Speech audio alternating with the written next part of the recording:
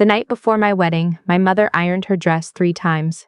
I know, because I couldn't sleep and I could hear the hiss of the iron through the wall of her hotel room, that soft, careful sound of her pressing every crease out, making herself as presentable as she possibly could for a room full of people she'd never met. She'd bought that dress in March, 4 months before the wedding, on sale at a department store in Sudbury. Navy blue with small white buttons down the front. She'd shown it to me over video call, holding it up in front of her bedroom mirror, and I'd told her she looked beautiful, which she did. She does. I should have known something was wrong when my husband's mother, Pamela, asked me twice at the rehearsal dinner what my parents did for a living. Not once. Twice. As if she hadn't heard the first time, or more likely, as if she had. "Your father's in trades?" she said, and the way she said trades was like she was handling something slightly wet. "He's a licensed electrician," I told her. "He runs his own company." She smiled and looked away. "My name is Tess. I was 29 years old on my wedding day. I'd spent 4 years with my husband, Derek, and I had loved him in the way that you love someone when you're young enough to still believe that love is sufficient, that if 2 people care about each other enough, the rest works itself out.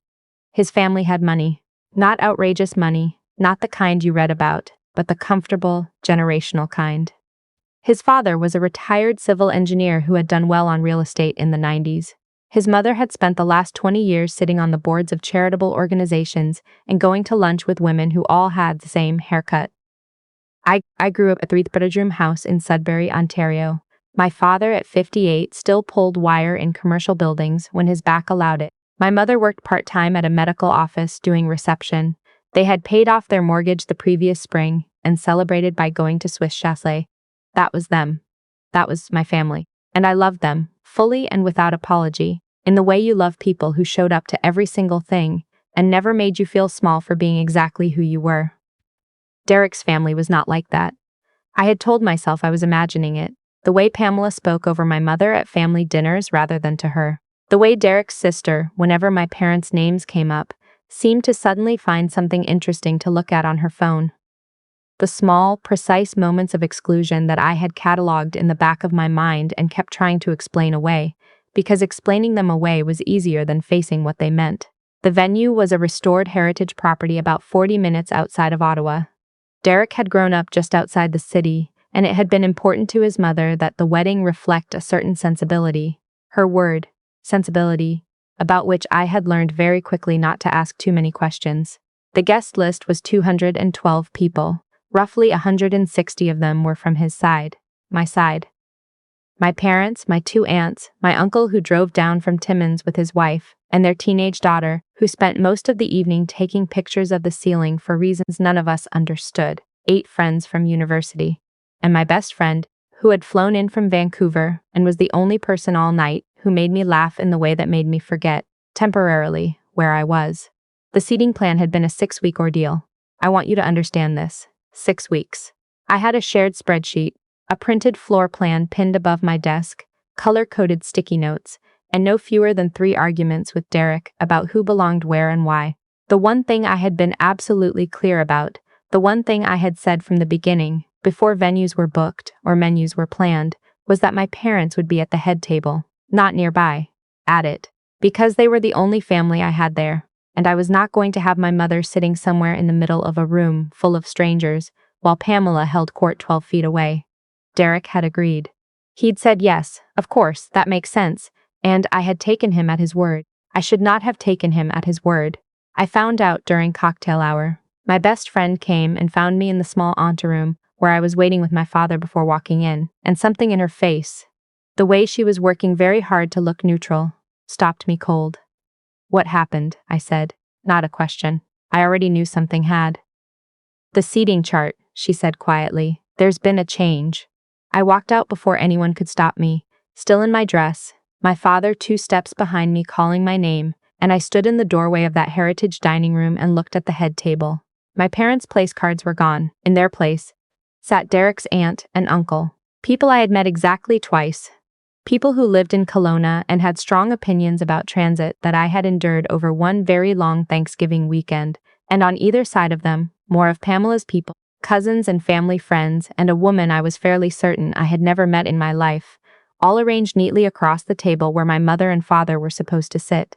I found my parents' new placement about 4 tables back, near the far wall, next to the emergency exit, at a round table with Derek's father's former business associates who were all in their 70s and had brought cards instead of gifts, and wouldn't have known my name if you'd printed it on a name tag and pinned it to my chest. My father put his hand on my shoulder. "It's fine, sweetheart," he said. That was the thing that broke something open in me. The fact that he said that. The fact that his first instinct in that moment was to comfort me. I found Derek near the bar. He looked, to his credit, uncomfortable, but not uncomfortable enough. Not the discomfort of a man who has been wronged alongside you. The discomfort of a man who has been caught in the middle and would rather be somewhere else. "My mother thought it would flow better," he said. "For the speeches," she said with the microphone placement, "Derek. It was easier logistically if, Derek." I said his name again, and something in my voice made him stop. "Where are my parents sitting?" He glanced toward the far wall. "I told you," I said very quietly, "from the beginning. That was the one thing I asked for." "I know, but she had already talked to the venue coordinator, and by the time I found out, you found out before tonight." He didn't answer. "You knew," I said. "I thought it would be fine. I thought once you saw the room it would." I stopped listening. Not because I was being dramatic, but because I had just understood something clearly that I had been refusing to understand for a long time. This wasn't about seating. This was about the fact that my husband, when asked to choose between making his mother comfortable and defending his own family, the family he had just stood in front of 200 people and promised to build a life with, had chosen his mother. And he would keep choosing his mother. And he would keep telling me it was about logistics. I walked back through the cocktail reception. I smiled at people. I accepted a glass of something sparkling from a passing tray and held it so I'd have something to do with my hands. I found my mother standing near the window talking to my best friend, and she looked up when she saw me coming, and her face did the thing it always did. That small rearranging of her expression to project calm, to protect me from whatever she was actually feeling. "Your dress is perfect," she said, reaching up to straighten something at my shoulder that didn't need straightening. "I know what they did," I told her. "With the seating." She shook her head. "It doesn't matter." "It does." "Tess, you ironed your dress 3 times last night," I said. "I heard you." She went very still. "You drove 11 hours," I said. "You went to 3 stores before you found shoes that matched. You have been preparing for this since March, Mum. Since March, because it mattered to you to be here for me, and to make a good impression on people who have never once tried to make a good impression on you." My voice was steady, which surprised me. "And they put you by the emergency exit." My father had come up beside her. He put his arm around her shoulders. "What are you going to do?" my best friend asked me. I thought about it for exactly 4 seconds. "I'm going to go get married," I said. "And then I'm going to give a speech." The ceremony itself was in the garden. It was a late July evening, still warm, the kind of pale gold light that makes everything look like a photograph. I walked down the aisle on my father's arm and I concentrated on the feeling of his hand under mine, rough and dry and steady. And I thought, this is real. Whatever happens in the next hour, this part is real. I said my vows. I meant them, or I had meant to mean them, or I had meant them the way you mean things before you fully understand what you're committing to. Derek cried a little, which I had not expected, and for a moment I felt something shift in me. A complicated tenderness, a grief for what I had been hoping for. He loved me. I didn't doubt that. He just didn't love me in the particular way that required him to be uncomfortable on my behalf, and there is a kind of love that cannot survive that absence. During dinner I ate almost nothing. I watched Pamela at the head table, laughing at the right moments, filling up the space around her the way certain people do. Effortlessly, as if the room had been arranged specifically to receive her. I watched my parents across the room, my father cutting his chicken, my mother listening politely to the retired business associates, doing the thing she had always done. Making the best of the situation she'd been handed without making anyone feel bad about having handed it to her. At 8:45, the MC handed me the microphone for the bride's speech. I had written a speech. It was 4 minutes long, warm and funny, with an anecdote about the first time I met Derek's grandmother and accidentally called her by the wrong name for an entire afternoon. I had practiced it. I had it memorized. I had sent a copy to my best friend so she could time it. I did not give that speech. I stood at the front of the room with 200 people looking at me, and I thought about my mother ironing her dress at midnight, and I held the microphone, and I spoke. "I want to start by thanking everyone for being here tonight," I said. especially the people who drove and flew a long way to be in this room. I know it isn't nothing, and I don't take it for granted. I paused. When I was planning this wedding, I made one specific request. It wasn't about the flowers or the menu or the music. It was that my parents, the two people who have driven 11 hours and given me 30 years of their lives and ironed their clothes at midnight to be ready for this, would be seated at the head table. With me. The room had gone quiet. Not the polite, waiting for a punchline quiet, the other kind. That didn't happen, I said. Someone changed the seating chart without telling me. And when I asked my husband about it, he told me his mother thought it would flow better for the speeches. I watched Pamela's face do something complicated. I've been trying for 4 years to belong to this family, I said. I've been trying to be good enough, polished enough, easy enough to fit into rooms like this one. And I think I finally understand tonight that that was never going to be possible. Not because of anything about me, but because some people have already decided what fits and what doesn't. And my parents, my dad who has worked with his hands for 35 years and built a good, honest life, and my mother who raised me with more kindness than I can account for. They don't fit whatever picture was in someone else's head. My voice had not broken. I was genuinely surprised. So here's what I want to say, in front of everyone in this room. I looked at my parents across all those tables and all that space. My father had stopped eating. My mother had her hand pressed to her mouth. You are the best people I know. You are the reason I understand what integrity looks like. Whatever comes next, I will spend my life trying to be half as decent as you are. I set the microphone down on the table. The room was completely silent for about 3 seconds. Then my best friend started clapping. Then, gradually, other people joined in. Derek's grandmother first, which I did not expect, then a ripple outward, then most of the room, with the notable exception of Pamela and the people immediately around her, who were very still and very quiet. I walked through the reception to my parents' table. My mother stood up and held both my hands and didn't say anything. My father hugged me with the particular tightness he reserves for the moments that matter, and I held on to him and thought about the iron and the navy dress and the shoes from 3 different stores and the 11-hour drive. Derek found me an hour later near the bar where the wedding cake had been cut and distributed to most of the tables. He looked shaken in the way that people look when the version of events they were maintaining has become impossible to hold. My mother is devastated, he said. I know. You humiliated her in front of 200 people. I turned to look at him. She moved my parents to a table by the emergency exit, I said. At my wedding, after I specifically asked for months for one thing. I let that sit for a moment. I didn't humiliate your mother. I told the truth in a room where people already knew the truth.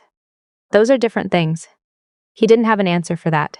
We did not separate that night. We stayed until the end, because leaving would have made everything worse, and because some part of me was still hoping that something would shift. That he would come and find me and say, you were right, I should have protected you, I'm sorry. He didn't say that. He said, at 11:30 when the shuttle buses came to take people back to the hotel, that we needed to talk, and I said yes, we did. We talked for 3 weeks. We talked with a marriage counselor once, because Derek suggested it, and I agreed even though I already knew what I was learning. We talked in the kitchen of the apartment we shared in Ottawa, late at night, with the windows open, and the neighborhood sounds coming in from the street below. We talked in the careful, exhausted way of 2 people who are trying to figure out if what they have is fixable, or if they have already been too honest with each other to pretend otherwise. The counselor asked Derek, in our one session, what he would do differently. He said he would have talked to his mother sooner about the seating. That was his answer. Not I would have stood up for my wife. Not I would have made sure the thing she asked for actually happened. He would have talked to his mother sooner. As if the problem were a communication gap and not a choice. I moved out in September.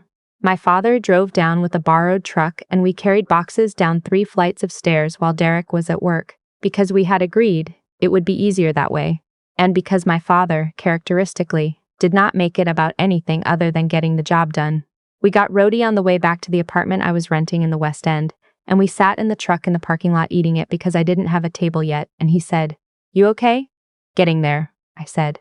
He nodded. He ate his roadie. He didn't push. That was my dad. That was who he was. There is a version of this story where I tell you I don't have regrets. That would be too simple. I regret the years. I regret that I spent so long telling myself I was imagining things that by the time I stopped imagining, I had already given a great deal of time to a situation I should have left sooner.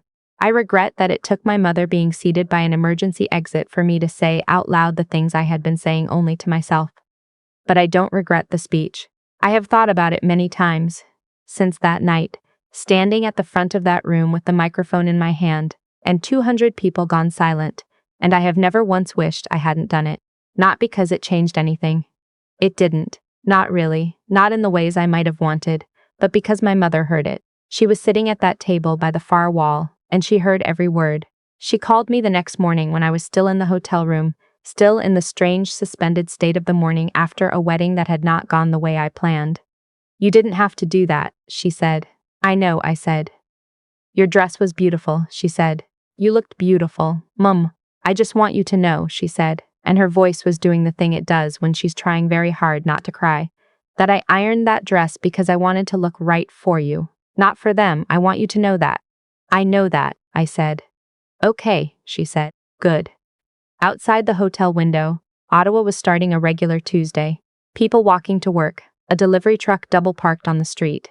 2 kids on bikes cutting through the parking lot at a speed that seemed inadvisable. Everything ordinary and ongoing and indifferent to the fact that my life had just reorganized itself overnight into a shape I didn't fully recognize yet. It took time. Most of the real things do. What I know now, 2 years out, my parents are still in Sudbury. My father's back has been giving him trouble, but he's managing. My mother joined a book club at the library and has texted me the titles of 3 books she thinks I absolutely must read. None of which I have read yet, but all of which are sitting in a pile beside my bed waiting. My best friend came back to visit in the spring, and we went to a farmer's market and walked along the canal and didn't talk about Derek at all, which felt like its own kind of progress. I am in a different apartment now, one with a table, with proper light in the morning, with a small balcony where I have managed to keep 3 plants alive for 8 consecutive months, which feels like proof of something. I'm just not sure what. And sometimes, in the early evenings when the light is that particular quality of gold, I think about my mother in that hotel room the night before the wedding. The hiss of the iron, the navy dress, the way she pressed every crease out, careful and quiet, because she wanted to look right for me. I think she did. She looked exactly right. She has always looked exactly right. I just wish I had said so louder and sooner, but I said it. Eventually. In a room full of people with a microphone in front of everyone. That has to count for something. I'm certain it does.